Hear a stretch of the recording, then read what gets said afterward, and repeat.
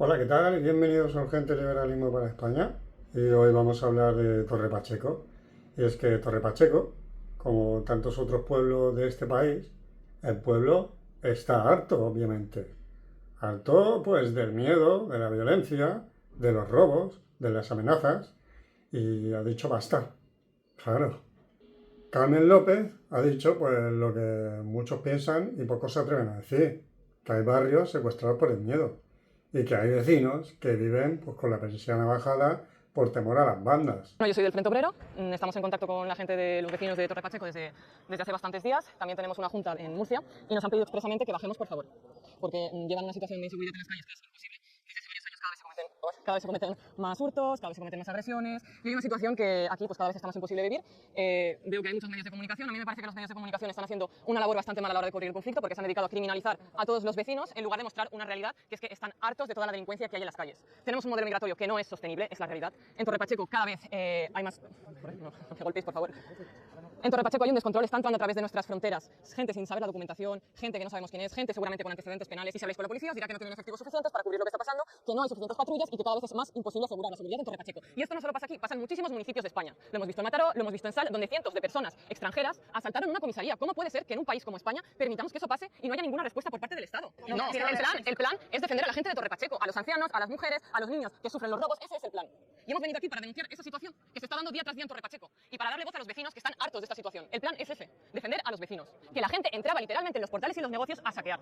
A saquear, y no había patrullas esos dos primeros días. Y todo el mundo lo sabe. ¿Por qué no había patrullas? ¿Por qué no las envió el gobierno? Pues eso es algo que debería responder. Porque que aquí no se mantenga el orden en Torre Pacheco es culpa del ministro de Interior. Que no se envíen efectivos, que se altere lo que está pasando, que permitan a bandas de marroquíes, que eso no se ha sacado en la televisión, con machetes, con cadenas, deambular a sus anchas, provocando altercados, lanzando petardos, y no veo aquí al ministro de Interior intentando poner el orden. Por cierto, que se ha dejado en libertad a dos de las personas que asesinaron a los guardias civiles en Barbate. ¿Por qué se permiten ese tipo de salvajadas y se deja a sus anchas a la policía sin efectivos algunos y sin recursos actuar contra bandas criminales? Es que su mensaje ha calado, y no por ideología, sino por realidad. Porque el problema es evidente, por muchos que los zurdos de mierda lo intenten negar y encubrir. Y lo que se vive en Torre Pacheco también se vive en decenas de barrios de España y por toda Europa. Batalla campal en Sabadell. A un lado, los vecinos del barrio. Al otro, un grupo de ocupas magrebíes. Los residentes de la zona relatan a los medios estallaron al cansarse de los robos, el acoso a mujeres y las peleas de ciertos individuos. Cuentan que estas personas ponían en peligro al vecindario al ir armados con machetes. Parte del vecindario reventó un local relacionado con la ocupación, según afirman varias personas. Finalmente, todo acabó con grandes disturbios y un apuñalamiento. El autor de la agresión ya ha sido detenido. Decenas de coches de los Mossos blindaron las calles, se lanzaron piedras, se incendiaron contenedores. Los vecinos del sur de Sabadell llevaban varios días luchando contra la ocupación. Finalmente, un juzgado autorizó el desalojo definitivo. Por eso la gente apoya a Desocupa, porque nadie más hace nada, porque es que están solos. Mientras ellos ayudan al pueblo con las injusticias de las ocupaciones, por mucho que el Estado se trate de mentir y decir que no existen las ocupaciones y de que no es un problema, y la falta de deberes del Estado por defender la propiedad privada, que obviamente es un pilar fundamental, la propiedad privada, para una sociedad libre. El Estado prohíbe a Desocupa la entrada a Torre Pacheco, faltando así al derecho a la libertad de movimiento. Eso es más típico de una dictadura que de una democracia. Pero cuidado, ojo, que no nos cieguen los discursos que dicen verdades parciales, porque el Frente Obrero, detrás de su defensa vecinal, esconde un programa económico diabólico, maquiavélico, que llevaría al país a la auténtica ruina. Y vamos con un primer punto de su programa económico, que son las nacionalizaciones de empresas. ¿Qué supone esto de las nacionalizaciones de empresas? Pues primero, los zurdos te venden una idea popular que como canto de sirena endulzan tus oídos y logra que hundas tu barco y acabes arrastrado al fondo del mar para que te recoja David Jones y te lleve a su reino y te creas que eres Jack Sparrow y te vuelvas majareta. Vamos a hablar, pues, de los errores de dejarse embaucar por los cantos de sirena y que te llevarían a ahogarte ahí, en el fondo del mar, para que te recoja David Jones. El primer error, pues la ineficiencia económica. Las empresas estatales no tienen incentivos de competencia como las privadas. No necesitan ser rentables para sobrevivir. Y esto conduce a burocracia, a derroche, a baja productividad y servicios de peor calidad. Por ejemplo, apagones de luz a todas horas. Eso se vive en muchos países de Latinoamérica.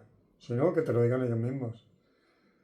Vamos con algún ejemplo de estas empresas estatales de América Latina, como puede ser PDVSA en Venezuela, que es la industria petrolera del país. Ostras, pasaron de ser líderes a estar en ruina total tras ser nacionalizada. Si siempre pasa lo mismo. El segundo error de la nacionalización de empresas pues son las cargas para el contribuyente, para los pagadores de impuestos, para el pueblo, porque de contribuyentes nada. Nos lo impone el Estado, nos lo roba directamente. Ante esto, ¿qué tengo que decir yo? Pues que basta ya, ¿no? Que basta de que nos roben, de que nos saquen, de que los políticos de turno pues metan la mano en nuestros bolsillos para desplumarnos y para quitarnos el dinero que tanto esfuerzo y sacrificio nos cuesta ganar. Porque a alguien más que menos le cuesta ganarlo sangre, sudor y lágrimas. Y no llega a fin de mes, como para que encima llegue el Estado a robarte la mitad o más de lo que te has ganado. Y es que si la empresa pierde dinero, como siempre pasa en el sector público, obviamente, ese déficit lo cubrimos los ciudadanos. Nos roban el dinero a nosotros para mantener empresas que no funcionan. Es que es una maldita locura, es una barbarie. Es como si yo monto una tienda de ropa y no vendo nada. Y todo el mundo tuviese que darme dinero a mí para mantener mi tienda abierta, de la cual nadie quiere comprar nada porque mi ropa es una auténtica basura.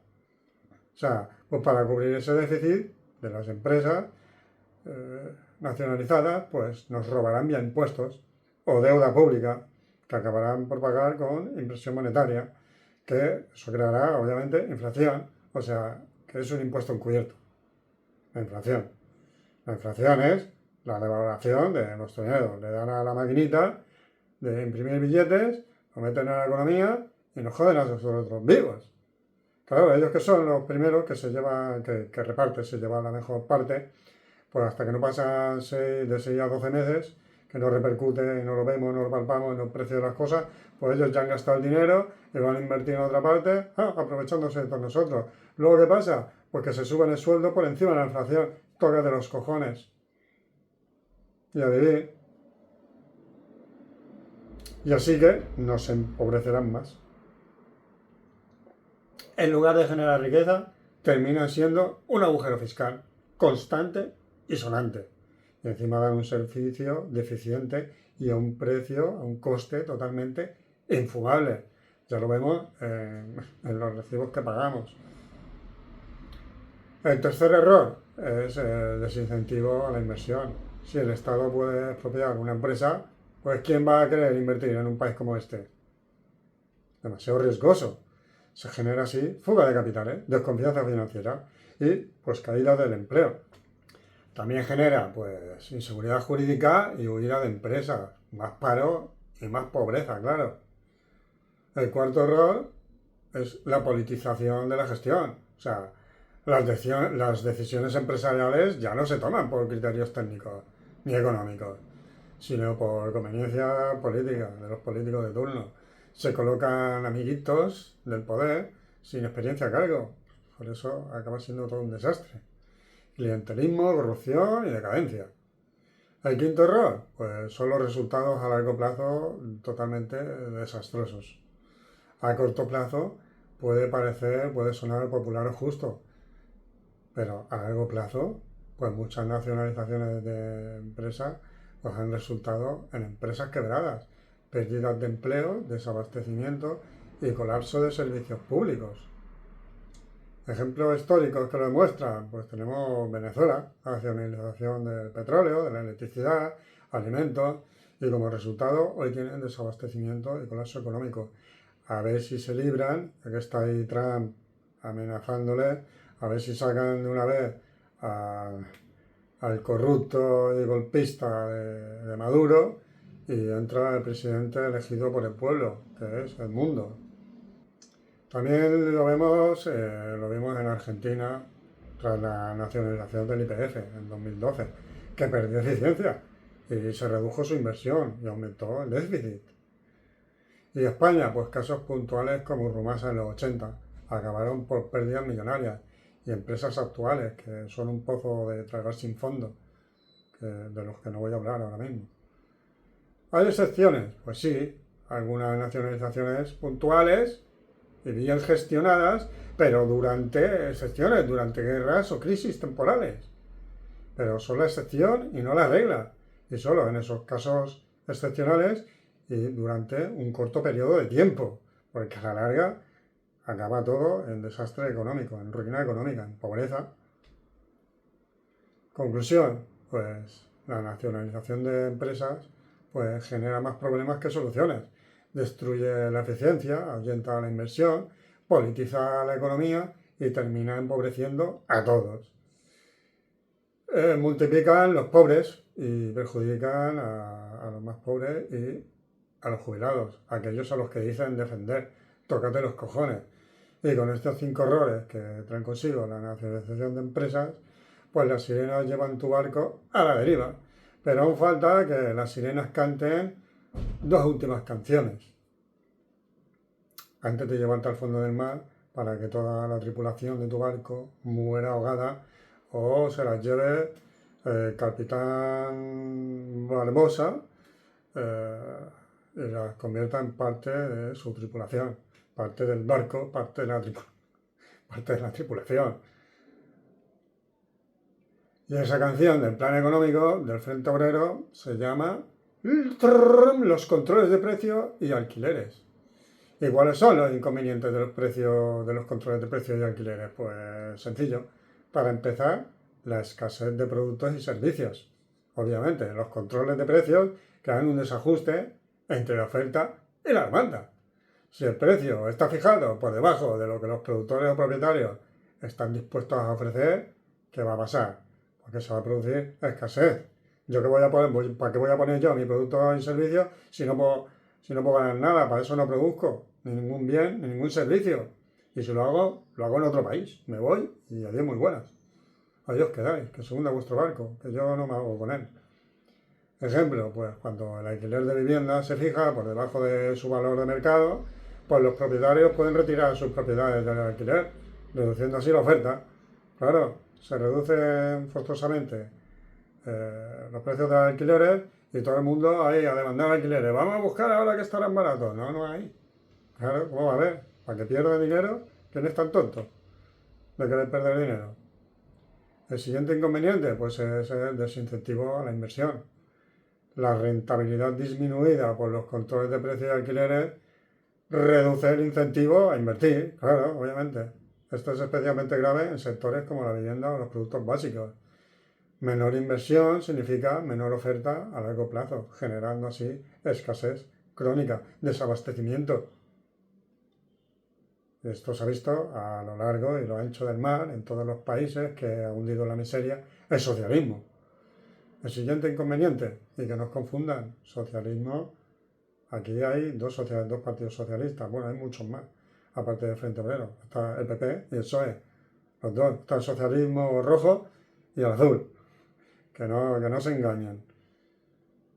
Siguiente inconveniente, los mercados paralelos informales. Los controles de precios a menudo conducen a mercados negros, donde los productos o alquileres se venden por encima del precio controlado. Se paga por debajo de la mesa. Los vendedores o arrendadores piden un precio adicional bajo la mesa, creando un mercado paralelo. El cuarto inconveniente, pues la mala calidad de los bienes o servicios. Cuando el precio no refleja el valor real del producto o servicio, pues los proveedores pueden optar por reducir la calidad para compensar la pérdida de riesgos. la pérdida de ingresos. Y esto es común en viviendas con alquileres regulados. El quinto error, pues la distorsión en la asignación de recursos. Los controles de precios alteran el funcionamiento del mercado. En lugar de asignar recursos a través de los precios, pues los bienes se distribuyen en función de criterios que no son económicos, como la suerte o las conexiones, amiguismo, soborno, mafia, monopolio.